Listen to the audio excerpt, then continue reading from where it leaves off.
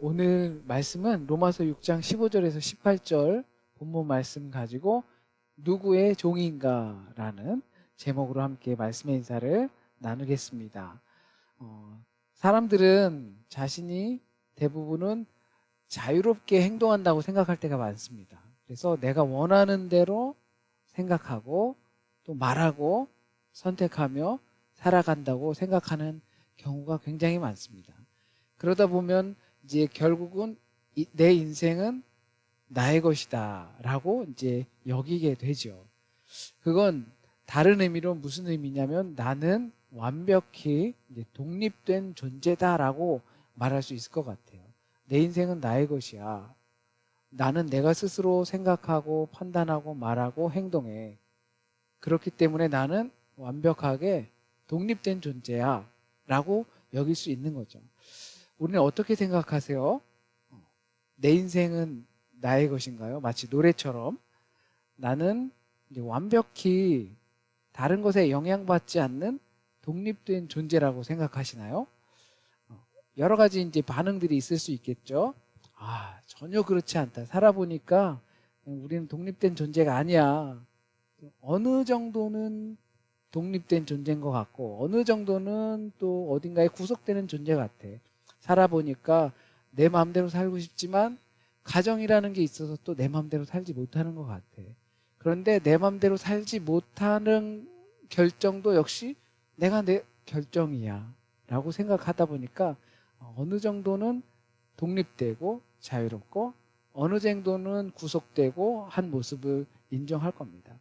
또는 완전히 그렇다라고 여기는 사람들도 있겠죠. 본질적인 모든 개체는 완벽히 독립되면서 또한 그렇지 않다고 합니다. 완벽히 독립되면서 완벽히 자유롭지 못한 것이죠. 내 인생은 나의 것이지만 나는 완벽히 독립된 존재는 아닙니다. 완벽히 자유로우면서도 완벽히 구속된 특성을 갖고 있는 것이 바로 인간이라는 거죠. 사람은 반드시 무언가에 자신을 이렇게 맡기면서 살아가게 됩니다. 내 생각을 붙드는 것이 있고 내 감정을 또 움직이는 것이 있고 내 결정을 끌고 가는 것이 있습니다. 굳이 이것을 우리가 무의식 속에 잠재되어 있는 어떤 것이라고 하지 않더라도 내가 반복해서 무언가에 순종할 때 그것이 어느새 우리 삶의 주인이 된 것처럼 나는 의지 없이 끌려다니게 되는 경향을 볼 수가 있습니다. 누구에게 순종하든지 그 순종함을 받는 자의 종이 되는 줄을 너희가 알지 못하느냐. 오늘 본문 속에서 이렇게 명확하게 말씀해 주고 있어요. 자유롭게 선택해서 그것의 종이 된다는 것이죠. 내 생각은 나는 완벽히 자유로워서 자유롭게 그것들을 선택했지만 그 선택이 계속 반복되면서 오히려 그것의 종이 되었다라는 거예요. 우리의 삶이 다 그렇다라는 거예요. 우리의 영혼의 현실을 보여주는 말씀입니다. 내가 무엇에 나를 이렇게 내어주고 있는가? 내 삶의 영향권을 누구에게 이렇게 맡겨주고 있는가? 내가 무엇의 말을 가장 잘 듣고 있는가? 결국 그것이 나의 삶의 주인이 된다는 겁니다. 우리 모두는 어딘가에 이렇게 지배를 받으면서 살게 되는데 분명히 반복적인 선택에 더 깊이 지배를 받는 경우가 많습니다. 그게 이제 우린 보통 순종한다라고 하는 거죠. 순종한다고 하면 이제 내가 의지를 가지고 그 의지에 따라서 그 사람의 말을 듣는다라고 하는 거죠. 일부러 시켜서 칼을 들이대서 막 복종하는 게 아니라 내가 의지를 가지고 그 사람의 말을 듣는다라는 거겠죠. 그래서 어디에 습관적으로 순종하는지 따라서 그것이 종이 된다는 거예요. 내가 거기에 종이 되는 거예요. 그렇다면 그것이 나를 이제 살려주는 것인가 아니면 나를 못 살게 구는가 이거를 분명히 구별할 수 있어야겠죠. 누구나 우리는 내 의지를 따라서 내가 좋다 여기는 것을 선택하면서 살지만 그래서 내가 선택한 그것이 오히려 나의 주인이 되지만 그 주인이 나를 살려주느냐 아니면 못 살게 하느냐. 우리 못 살겠다 이렇게 하잖아요. 그 못 살게 하는 거예요. 때로는 스트레스, 때로는 힘들게, 때로는 번아웃 되게 하는 그것이 무엇이냐라는 거죠. 왜냐하면 이건 사느냐 죽느냐의 문제이기 때문입니다. 무언가에 나를 계속 노출시키고 지금 나는 자유롭게 이것을 하는 것이라고 착각하면서 더 깊은 지배 속으로 들어간다면 우리 영혼의 안방까지도 이제 내주게 되는 겁니다. 그 후에 그것이 나를 이제 정말 이리저리 조종하게 됩니다. 그것을 보통 하나님을 잃은 상태, 죄의 상태라고 합니다. 물론 이건 단순한 문제는 아닙니다. 그러나 인간의 패턴들을 이렇게 보니 죄도 그렇게 적용이 되는 것입니다. 죄는 우리가 아는 것처럼 처음에는 우리를 무너뜨리려고 다가오지는 않습니다. 우리가 자유롭게 선택하였지만 그것이 내 안방까지 쳐들어와서 나를 이리저리 조종하는 그것은 처음부터 그러진 않았다라는 거예요. 처음에는 아주 작은 선택이고 내가 내 손으로 조절할 수 있는 그러한 상태였습니다. 한 번쯤은 괜찮았고 두 번 정도도 괜찮았습니다. 지금 당장 아무런 일도 일어나지 않았습니다. 그러나 이것들이 계속 반복되면서 우리의 불편했던 그 마음은 무뎌졌고 나중엔 익숙해지고 말았습니다. 너희가 그때 이 양심의 문제까지도 우리는 헷갈리게 되는 것이죠. 그렇게 조금씩 하나님과 멀어지고 그 지배를 받게 되는 겁니다. 그래서 이 말씀을 생각해야 합니다. 그때 무슨 열매가 있었느냐. 성경 본문을 통해서 그렇게 살아서 얻은 열매가 뭐냐. 그렇게 살아서 너희들이 지금 맞닥뜨린 현실이 무엇이냐라고 하는 거예요. 죄에게 자신을 내어주었을 때 남는 열매가 무엇입니까? 잠깐의 만족은 있었을지 몰라도 순간 편안함이 있었을지 몰라도 그러나 그 끝에 과연 참된 생명이 있었는가? 내 마음을 진정 평안하게 했는가?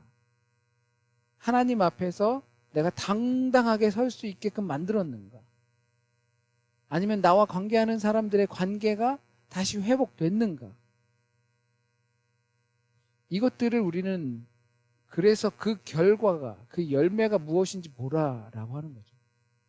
내가 내 의지를 통해서 선택했고 그 선택이 나에게 주인이 되었는데 그 결과가 과연 관계를 살게 했는가?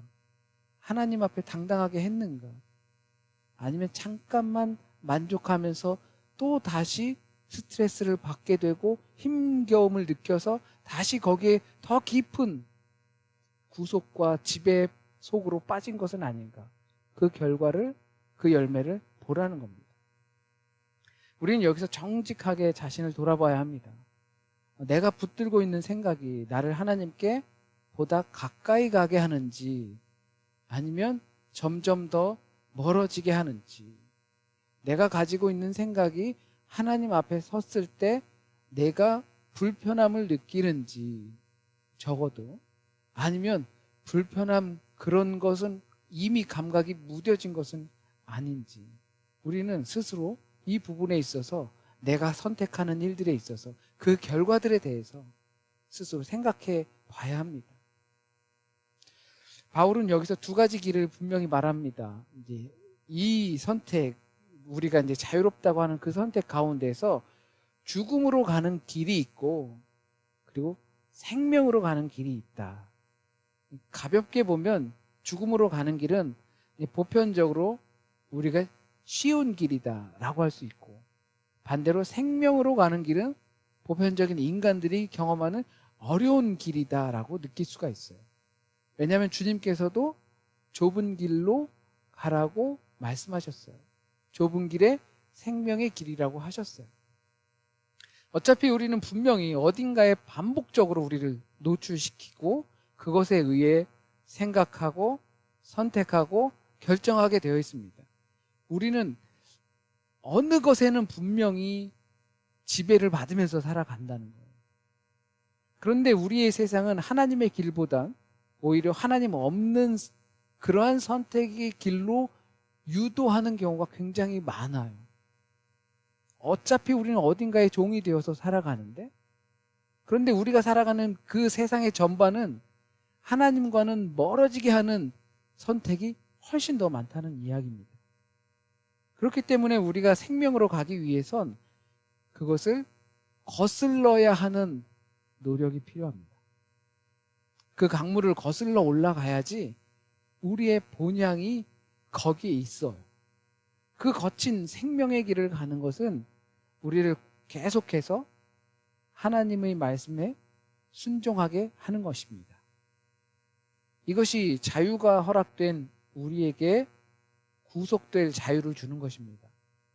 어차피 우리는 어딘가에 지배를 받고 구속될 텐데 우리에게 자유를 주셔서 하나님께 구속될 자유를 주신 거예요. 그러나 그 구속이 우리를 살린다는 겁니다.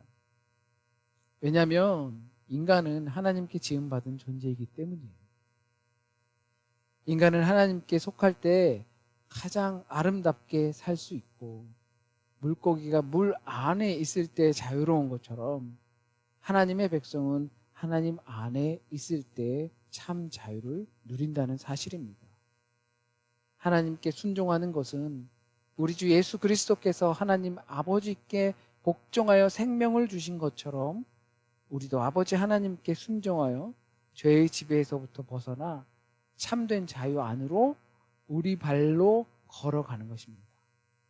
이것이 우리 삶의 주인이 바뀌는 사건이에요. 나의 주인 되심은 우리가 주님께 순종함을 통해 나의 주권자가 바뀌었다고 말할 수 있습니다. 그래서 복음은 우리 삶의 주권이 바뀌는 사건입니다. 내가 믿노라 라고 했을 때 라고 그 믿음은 내 주인이 바뀌는 거예요. 우리는 당연히 넘어질 수 있습니다. 연약할 수 있고 실패할 수 있습니다. 그러나 실패하고 넘어지고 연약한 가운데에도 그 가는 길은 방향을 맞춰서 가는 거예요. 이것이 우리의 길인 것입니다. 전에는 죄에게 자신을 내어주었지만 이제는 하나님께 우리의 자신을 드리는 삶으로 옮겨지는 것입니다. 그리고 그 길을 절대 포기하지 않는 거예요. 그것이 우리가 복음 앞에 서서 우리의 주인이 바뀐 상태로 그 길을 가는 겁니다.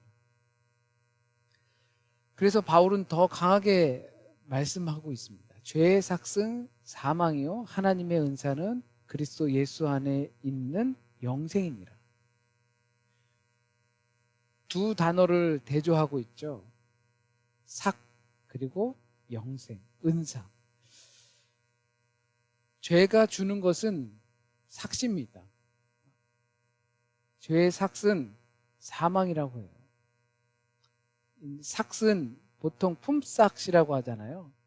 어디 가서 일하면 품삯을 받아요. 그래서 품삯을 안 받고 일하는 건 품앗이라고 해요. 서로 그 품을 바꾸는 것이죠. 삭은 그래서 임금이에요. 내가 일을 했으면 그 일을 한 만큼 주는 거예요. 또는 내가 이만큼 주겠다라고 약속했으면 내가 실력이 부족해도 그만큼 어떻게든 일했으면 그만큼 주는 게 임금이에요. 삭시. 그래서 결과 또는 열매라고 할 수도 있죠. 열심히 일하고 순종하고 충성을 다했는데 그 결과가 열매가 폭망이라면 누가 거기에 순종하겠습니까? 그런데 그런다는 거예요. 죄의 길은, 인간의 길은 그렇다라고 말하는 거예요. 열심히 노력했는데 나한테 돌아온 게 사망 선고예요. 그게 죄의 길이라는 것입니다. 하나님이 없는 길을 아무리 최선을 다해서 열심을 다하고 그것이 화려해 보이고 순간 만족스러워 보여도 즐거워하는 것 같아 보여도 결국엔 사망 통지서를 받게 되는 겁니다. 그런데도 그 길을 가려고 해요. 왜냐하면 그 길은 우리에게 볼 때 보암직스럽고 먹음직스럽기 때문에 그 길을 가는 거예요. 세상엔 그렇게 우리를 그 길로 유도하는 많은 것들이 있어요. 그렇기 때문에 우리가 강을 거슬러 올라가야 하는 것입니다. 하지만 하나님은 우리 주 예수 그리스도 안에 있는 영생을 우리에게 선물로 주십니다. 이 죄의 삭시라고 했지만 반대로 하나님의 선물, 하나님의 은사는 우리 주 예수 그리스도 안에 있는 영생을 주신다고 했어요. 이 삭시 아니에요. 우리가 삭스로 받을 수 있는 건 사망이지만 그러나 하나님께서 주시는 선물은 우리 주 예수 그리스도 안에 있는 영생이에요. 애쓰고 노력하지 않아도 주신다라는 거예요. 그렇다고 해서 우리가 엉망진창으로 살아도 주신다는 의미가 아니라 모든 이에게 주신다는 것이 아니라 이미 계산하셨다라는 거예요. 식당에서 하나님께서 우리가 먹을 밥값을 이미 다 지불하고 가셨어요. 예수 그리스도 통하여서. 그래서 너 거기 가서 밥 먹고 가라고 하시는 거예요. 하나님의 선물은 그거예요. 그리고 우리가 거기 가서 밥을 먹으면 내 돈 내고 지불하지 않아도 되는 거예요. 이것이 복음입니다. 공짜로 주는 것 같지만 거기에는 순종의 열매라는 것이 따릅니다. 거기에 감동한 사람들은 순종의 열매를 하는 거예요. 죄는 우리가 아무리 열심히 따랐다 하더라도 사망이라는 청구서를 우리에게 내밀어요.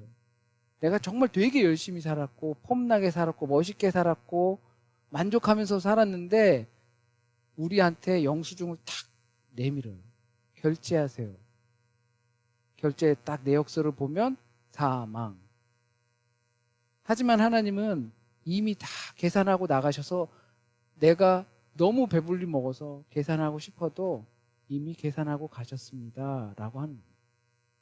그래서 순종은 내가 영생을 얻기 위해서 노력하는 공로가 아닙니다. 순종은 이미 은혜를 받은 사람이 새 주인이 되신 그분께 감사로 드리는 결과예요. 반응이에요. 우리는 두려워서 억지로 순종하는 사람이 아닙니다. 은혜로 해방되었기 때문에 기쁨으로 순종하는 사람들입니다. 구원받기 위해 하나님께 순종하는 것이 아니라 이미 구원받았기 때문에 하나님께서 우리를 향한 그 마음을 알고 있기 때문에 우리의 주인을 주님께 두는 것입니다.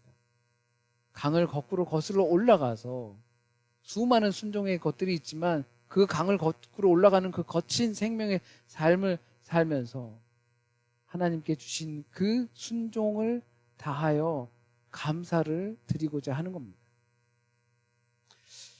이 시간 우리가 더 깊이 마무리로 생각해 보았으면 좋겠습니다. 나는 누구에게 나를 내어주고 있는가? 누구에게 계속 나를 노출시키고 있는가?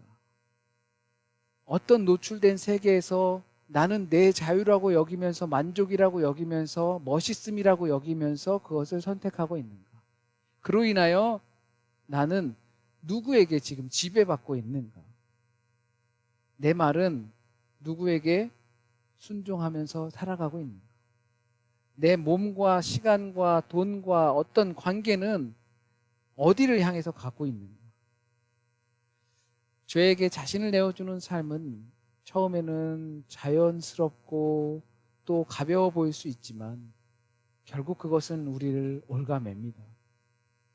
반대로 하나님께 자신을 드리는 삶은 처음에는 거친 강물을 올라가는 그런 어려움을 느낄 수 있지만 결국 우리가 생명 안에 있다라는 확신을 갖게 합니다.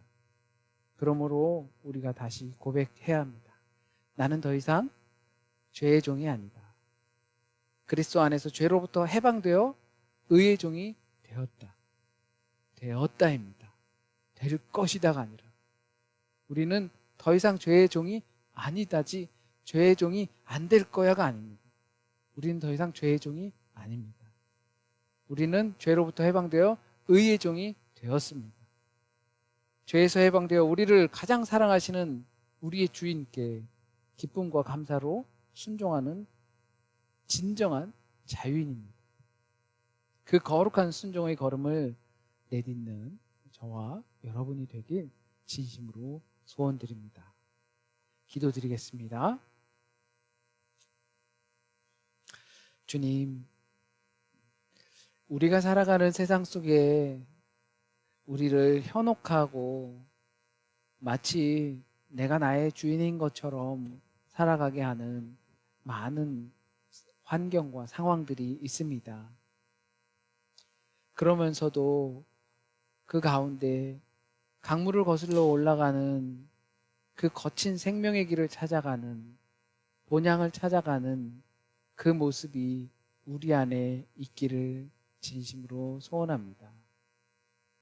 영생을 얻고자 선택한 삶이 아니라 우리에게 영생을 주신 그 하나님의 은혜에 감사하여 그 감사한 삶이 될 수 있도록 인도하여 주옵소서.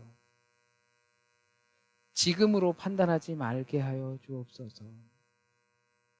지금에 다 끝난 것이 아니라 우리에게 우리가 할 수 없는 더 큰 미래가 있음을 그것을 바라보면서 방향을 잘 잡아 갈 수 있도록 주여 인도하여 주옵소서. 지금 내가 느낄 때 나의 모습은 여전히 죄인의 모습인 것 같고 여전히 실패하기만 하는 모습인 것 같고 거울을 보며 실망하고 좌절하는 그런 우리의 모습이 있을 수 있습니다. 그러나 주님께서 우리의 마음에 찾아와 주시고 우리 주 예수 그리스도 안에 있는 영생을 하나님께서 우리에게 선물로 주셨음을 믿고 선언하고 그 선언이 우리의 현실이 됨을 더욱더 깊이 믿어 우리는 이제 의의 종이 되었습니다. 더 크게 선언하고 또 그것에 맞는 순종의 삶을 살아갈 수 있도록 주여 인도하여 주옵소서. 주님, 오늘 이 시간 우리가 꼭 이곳에서 들어야 할 하나님의 말씀, 우리의 생각과 마음과 우리의 영혼 깊은 곳에 남게 하여 주셔서 주님의 길을 따라 온전히 뿌리 내리게 하여 주시고 순종하는 삶을 통하여서 주님의 열매를 맺게 하여 주옵소서. 한 주간의 삶도 주님께 맡깁니다. 아픈 몸, 지친 몸 주님께서 회복하여 주시고 또 치유하여 주옵소서. 또한 시험이 있는 학생들, 계획이 있는 학생들, 준비할 것이 있는 청년들, 많은 복잡한 생각과 어려운 생각 속에 있는 우리 모두에게 하나님 지혜를 주셔서 그 하나님의 지혜에 온전히 순종하며 순전히 따라갈 때 주님 주신 그 확신 가운데 힘을 얻고 또 한 주를 살아낼 수 있도록 승리할 수 있도록 주님 인도하여 주옵소서. 주님께서 주신 말씀 통하여 우리가 새 힘을 얻고 또한 주님을 더 깊이 의지하며 주님의 힘으로 말미암아 살아갈 수 있음을 믿으며 모든 말씀 우리 주님 예수 그리스도의 이름으로 기도드립니다. 아멘.